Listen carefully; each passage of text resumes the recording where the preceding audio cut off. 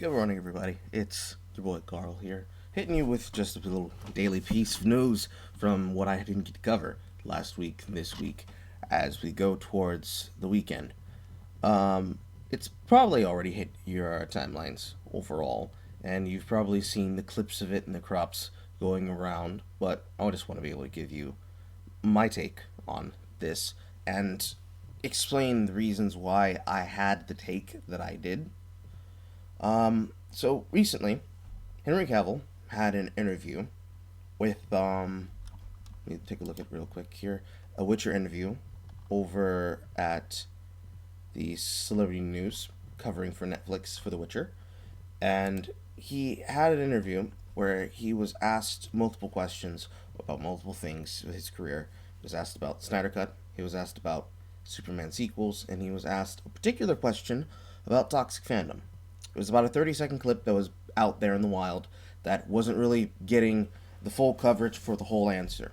Some people disagree and think that the small clip of it was more than enough.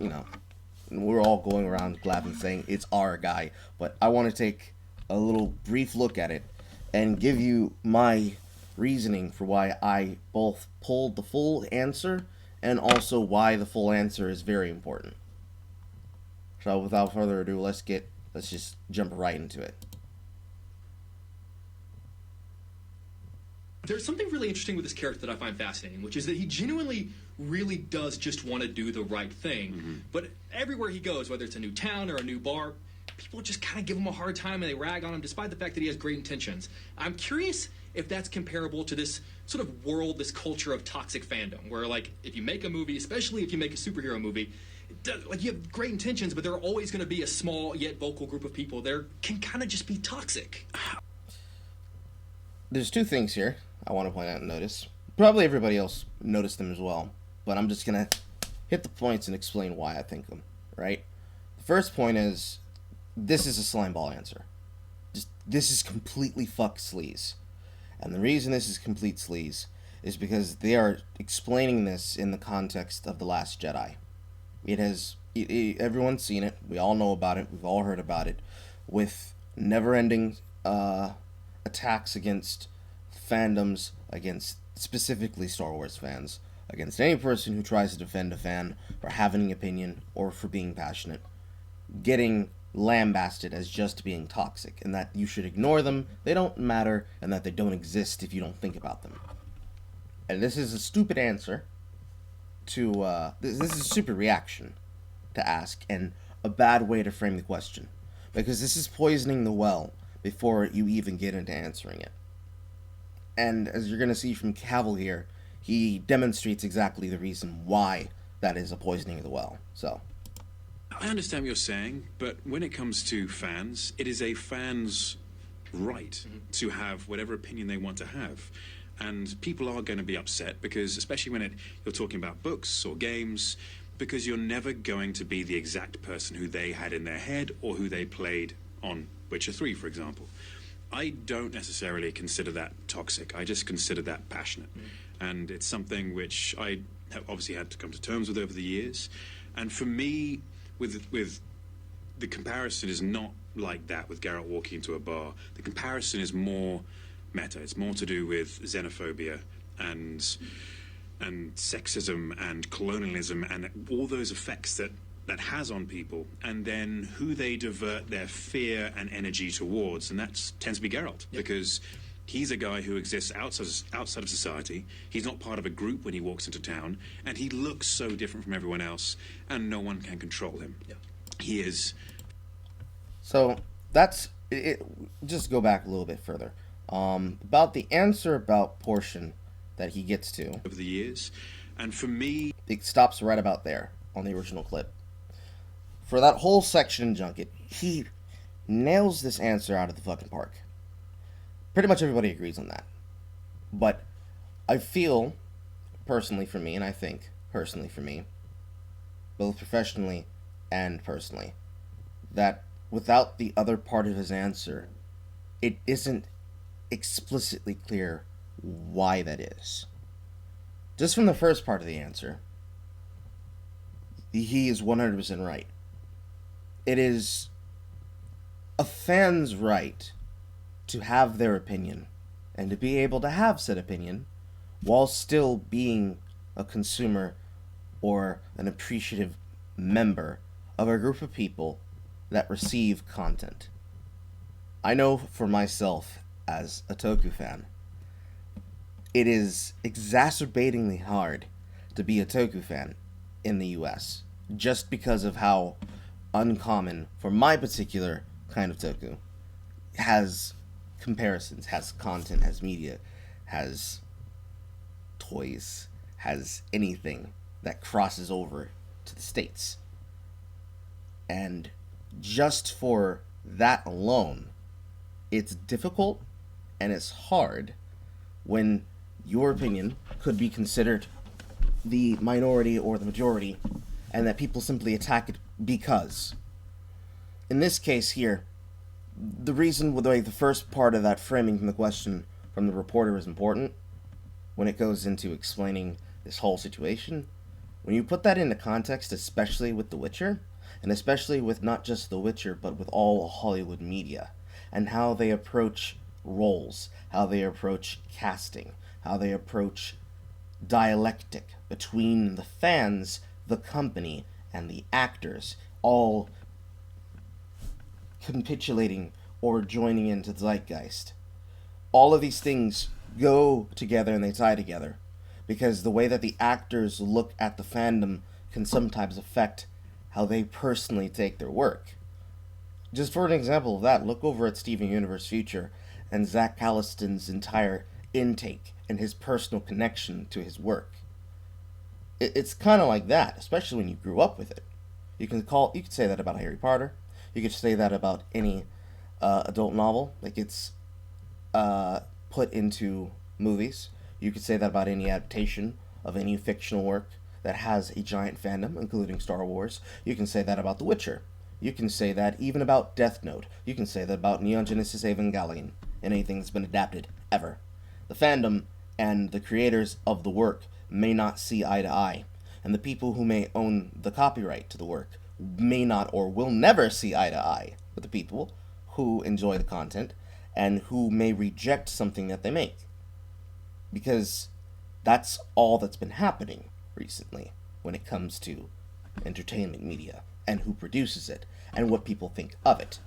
We wouldn't have the never-ending problems and the never-ending back-and-forth optics fights over films being good or fresh on a site like Metacritic or Rotten Tomatoes if it wasn't for the fact that Rotten Tomatoes is projection from an industry trying to protect the bottom line. Especially when you're talking about Star Wars, when the bottom line is all that Disney cares about. But the other part of the answer, from Cavill, gets into the real meat and potatoes, I feel, about why this answer is better. So, to get to this point, let's run it all the way through, and then give my final thoughts and the reason why. With the comparison is not like that with Garrett walking into a bar. The comparison is more meta. It's more to do with xenophobia and sexism and colonialism and all those effects that has on people, and then who they divert their fear and energy towards, and that tends to be Geralt, because he's a guy who exists outside of society. He's not part of a group when he walks into town, and he looks so different from everyone else, and no one can control him. Yeah. He is faster, stronger, better at swords, and apparently can do magic as well. So the last thing you want to do is you can't control him, and you fear him, and therefore all of your energy, especially in a crowd of people, will be diverted at him because of everything that's happening above you in the world. Fair enough. Really quick as we wrap up. So, the final part of that answer, where he shifts the answer from a comparison of being attacked and hated by a group of people because they tacitly will have opinions of you, therefore, fuck them. The way that Cavill answers that question, with the most kingly of behavior, is that he changes the optic framing from people who hate you and will always hate you to people who may dislike you or even may like you, not because of something that you did, but because of something that you represent to them. And that answer is a lot better. I like that complete answer more And I like that complete answer more because he's explaining his framework about how he feels. Because first and foremost, if nobody knew, he's a gamer. 100%. He is a gamer. So he knows, much like how someone like Joe Manganiello knows, being a gamer, being someone who takes part of the content himself, like most actors tend to when they work in a project. He understands the concept of being a member of the inside or of the out group looking in on something that they do not understand, especially when it comes to The Witcher and people who are passionate about The Witcher. We already know that gender size happened. We already know that people who have been cast into the roles have been cast into roles that were originally one thing that have now been changed to be another, with a zeitgeist and political bent behind it. Whether or not you choose to ascribe to it, whether or not even if you choose to pay attention to it, even if you are one of the people who, like me, correctly called that they were going to make changes to the show for an explicit political reasoning, as was lied about by the head writer in a famous thread. Even then, it's not the fault of the consumer. It's not the fault of the fans. It's not the fault of really anyone explicitly. It's just it just is how it is, you know? Because for the fandom, for the showrunners, for the audience, for advertisers, for the actors, the interaction between them, especially when you take into consideration the media coverage of something like the Joker, the fear is not coming from the fans. It's coming from the interpretation of that passion from the fans to the person who produced what they made. For Star Wars and for Disney to say, well, we're not wrong, it's the fans who are wrong. It's a complete fabrication. They knew from their own market research that fans were not going to appreciate what they made with The Last Jedi. They knew from word go that when they released and pushed forward with a script that was written before the thing that was supposed to come before it, when they pushed forward with the drafts and with the finalized draft of The Last Jedi to be used as a central linchpin to the sequel trilogy, before they even produced the content in the first script and the first scenes or did any of the recording for The Force Awakens, the first thing that happened was them saying, well, the fans don't like it, the fans are hateful, and the fans hate it so much that they're going to harass people over it. That's not what happened. Even if you say that their opinion is harassment, even if you feel that way, that's just not how it is.